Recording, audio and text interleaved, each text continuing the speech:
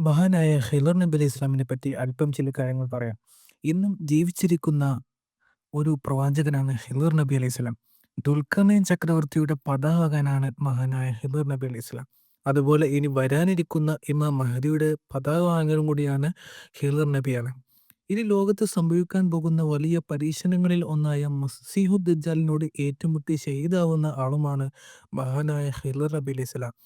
ദജ്ജാൽ ഒരാളെ കൊല്ലുമെന്ന് പറയുന്നുണ്ട്. അത് ഹിളർ നബിയാണ് എന്നും ദജ്ജാൽ ഹിളർ നബിയെ വധിക്കും, എന്നിട്ട് ജീവിപ്പിക്കും, വീണ്ടും വധിക്കാൻ ശ്രമിക്കും, പക്ഷെ കഴിയില്ല. ഹിളർ നബിയെ വധിക്കുന്നതിന് മുമ്പ് ദജ്ജാൽ തന്റെ അനുയായികളോട് പറയും, ചരിത്രത്തിൽ വലിയൊരു മഹാനാണ് ഇയാൾ. ഇയാളെ ഞാൻ വധിച്ചാൽ പിന്നെ നിങ്ങൾ എന്റെ കാര്യത്തിൽ അവിശ്വസിക്കുമോ? ഇന്നും ലോകത്ത് ജീവിച്ചിരിക്കുന്ന 4 നബിമാരുണ്ട്. 2 ആളുകൾ ആകാശത്തും 2 ആള് ഭൂമിയിലും. ആകാശത്ത് ഉള്ളത് ഈസാ നബിയും ഇദ്രീസ് നബിയും, ഭൂമിയിൽ ഉള്ളത് ഹിളർ നബിയും ഇല്യാസ് നബിയുമാണ്. ഹിളർ നബി അലൈഹി ഇസ്ലാം നബിയാണെന്നും ഒരു വലിയാണെന്നുമുള്ള 2 അഭിപ്രായങ്ങളുണ്ട് കേട്ടോ. ഒരിക്കൽ മൂസ നബി അലൈഹി ഇസ്ലാം തൻ്റെ ജനതയ്ക്ക് അറിവ് പറഞ്ഞു കൊടുക്കുമ്പോൾ ലോകത്ത് അങ്ങേക്കാൾ അറിവുള്ള ആരെങ്കിലും ഉണ്ടോ എന്ന് കൂടെയുള്ള ഒരാൾ മൂസ നബിയോട് ചോദിച്ചു.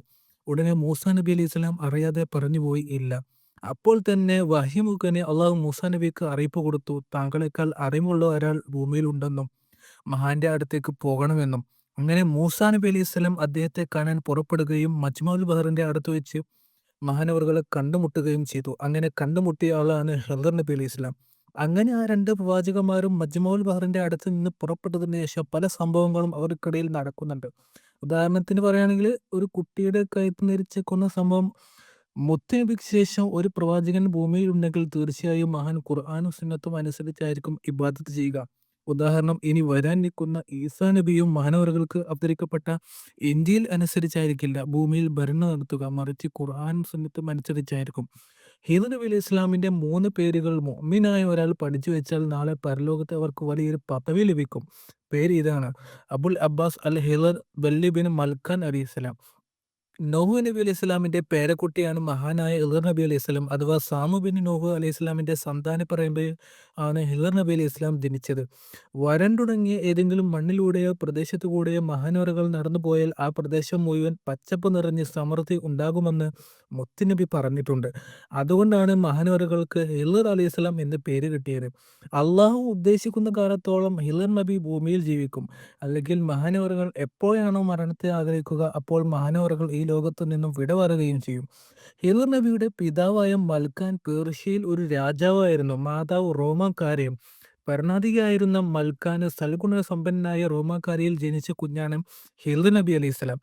മഹാനവറുകളെ പ്രസവിച്ച ഉടനെ തന്നെ ശത്രുക്കളിൽ നിന്നും ഉണ്ടായേക്കാവുന്ന അപകടം ഭയന്ന നല്ലവനായ മൽക്കാൻ കുഞ്ഞിനെയും മാതാവിനെയും വിജനമായ ഒരു സ്ഥലത്ത് ഒരു ഗുഹയിൽ പാർപ്പിച്ചു. ഗുഹാവാസത്തിനിടെ മാതാവ് മരണപ്പെട്ടു. കുഞ്ഞു തനിച്ചായി. കുഞ്ഞിനെ നോക്കാൻ ആരുമില്ലാതായി.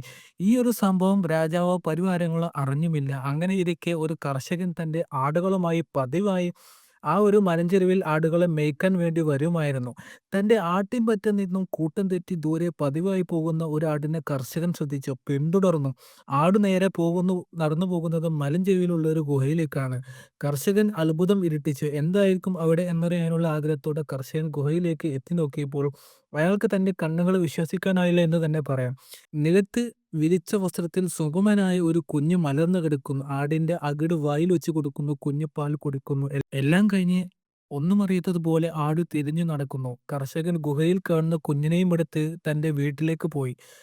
ഇത് അത്ഭുത ശിശുവാണ് എന്ന് കർഷകന് മനസ്സിലായി. ആ കുഞ്ഞ് കർഷകന്റെ വീട്ടിൽ വളർന്ന് വലുതായി.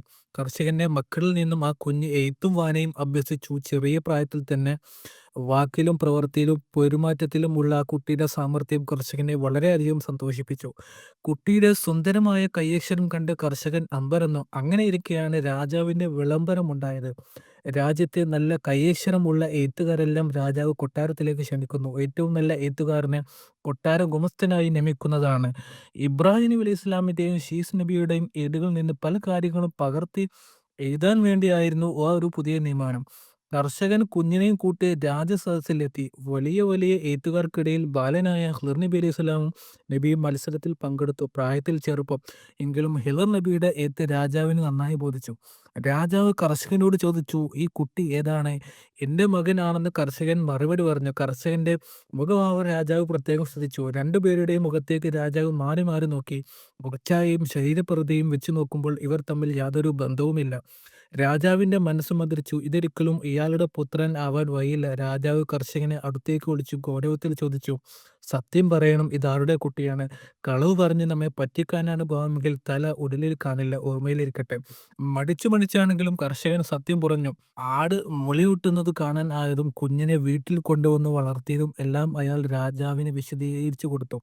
രാജാവിന് തന്റെ കണ്ണുകളെ വിശ്വസിക്കാനായില്ല. സിംഹാസനത്തിൽ നിന്നും ഇറങ്ങി വന്ന ബാലനായ ഹിളർ നബിയെ അദ്ദേഹം കെട്ടിപ്പിടിച്ചു. "ഈ രാജാവ് ആരാണ് എന്ന് നിങ്ങൾക്ക് മനസ്സിലായി കാണുമല്ലോ."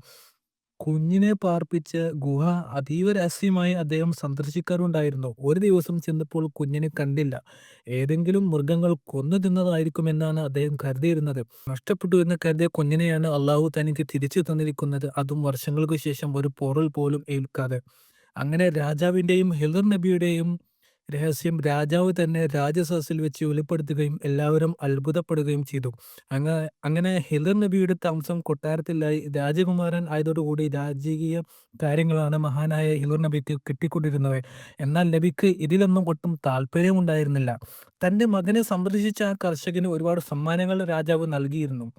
ലോകം അടക്കി ഭരിച്ച ദുൽഖർനൈൻ ചക്രവർത്തിക്ക് ഒരു സുഹൃത്തുണ്ടായിരുന്നു. ഒരു മലക്ക് ആയിരുന്നു ആ സുഹൃത്ത്.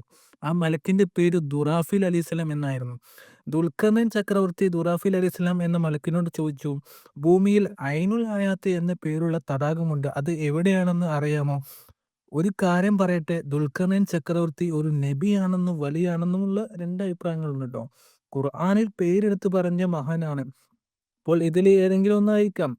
ദുറാഫിൽ അലൈഹിസ്സലാം ദുൽഖർനൈൻ ചക്രവർത്തിയോട് പറഞ്ഞു, "എനിക്ക് അറിയില്ല, ഞാൻ ആകാശത്ത് പോയി ചോദിച്ചു വരാം."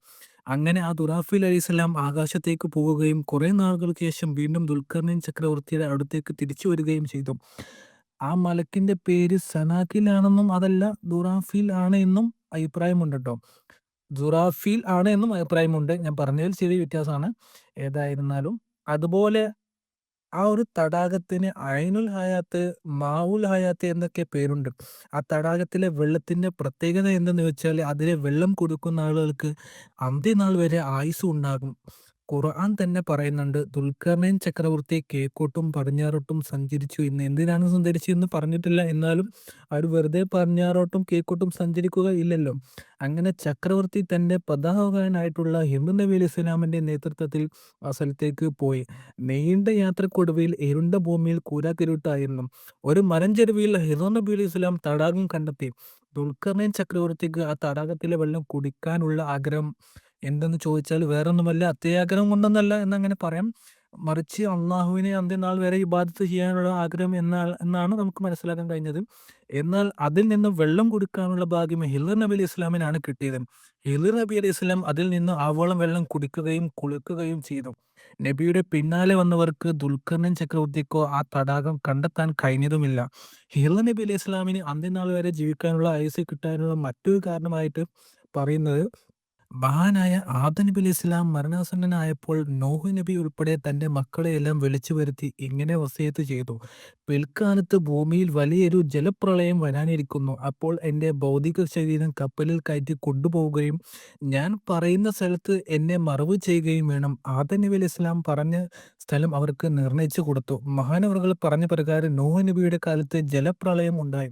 അവർ പിതാവിന്റെ ഭൗതിക ശരീരം അർഹിക്കുന്ന ആദരവോടെ കപ്പലിൽ കയറ്റി മാസങ്ങളോളം വെള്ളത്തിലൂടെ ഒഴുകി നടന്നു. കപ്പൽ ജലനിരപ്പ് കുറഞ്ഞു.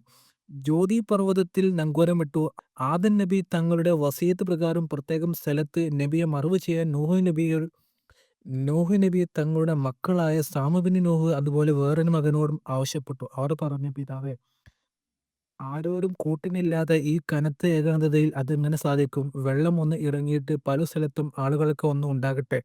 നോഹ് നബി തങ്ങൾ പറഞ്ഞു, "മക്കളെ, നിങ്ങളുടെ പിതാവായ ആദം നബി പ്രാർത്ഥിച്ചിട്ടുണ്ട് തന്നെ മറമാടുന്നവർക്ക് ദീർഘായുസ്സ് ഉണ്ടാകണമെന്ന്. പക്ഷെ അവരാരും ജനാസ മറവ് ചെയ്യാൻ ധൈര്യപ്പെട്ടില്ല. ഭൗതിക ശരീരം പിന്നെയും കപ്പലിൽ തന്നെ വർഷങ്ങളോളം കിടന്നു. നബിമാരുടെ ശരീരം ഭൂമി ഭക്ഷിക്കുകയില്ല എന്ന് നമുക്കറിയാം. ഒരുപാട് വർഷങ്ങൾക്ക് ശേഷം ഹിളർ നബി അലൈഹിസ്സലാം തങ്ങളാണ് ആദം നബിയുടെ ജനാസ നിശ്ചയിച്ച സ്ഥലത്ത് തന്നെ മറവ് ചെയ്തത്. അതുകൊണ്ട് തന്നെ ആദിമ പിതാവിന്റെ പ്രാർത്ഥനയും ഹിളർ നബിക്ക് ലഭിച്ചു. ഹിളർ നബിക്ക് അന്ത്യനാൾ വരെ അള്ളാഹു ദീർഘായുസ്സ് നൽകാനുള്ള ഒരു കാരണം പറയുന്നത് ഇങ്ങനെയാണ്. അപ്പോൾ ഈ ചെറിയൊരു വീഡിയോയിൽ അല്പം ചില കാര്യങ്ങൾ മാത്രമാണ് പറഞ്ഞത്. ഞാൻ എൻ്റേതായിട്ടുള്ള രീതിയിലാണ് ഈ വീഡിയോയിൽ ഓരോ കാര്യങ്ങൾ പറഞ്ഞത്. അപ്പോൾ അതിൻ്റേതായിട്ടുള്ള തെറ്റുകളും അപാധകളും ഉണ്ടാവും, നിങ്ങൾ ക്ഷമിക്കുക. അപ്പോൾ ഈ വീഡിയോയെക്കുറിച്ചുള്ള അഭിപ്രായം വീഡിയോയ്ക്ക് താഴെ കമൻറ്റായിട്ട് രേഖപ്പെടുത്തുക. വീഡിയോ നിങ്ങൾ കൂട്ടുകാരിലേക്ക് ഷെയർ ചെയ്യാം. അപ്പോൾ അടുത്തൊരു വീഡിയോയിൽ അടുത്തൊരു വിഷയമായിട്ട് നമുക്ക് വീണ്ടും കാണാം.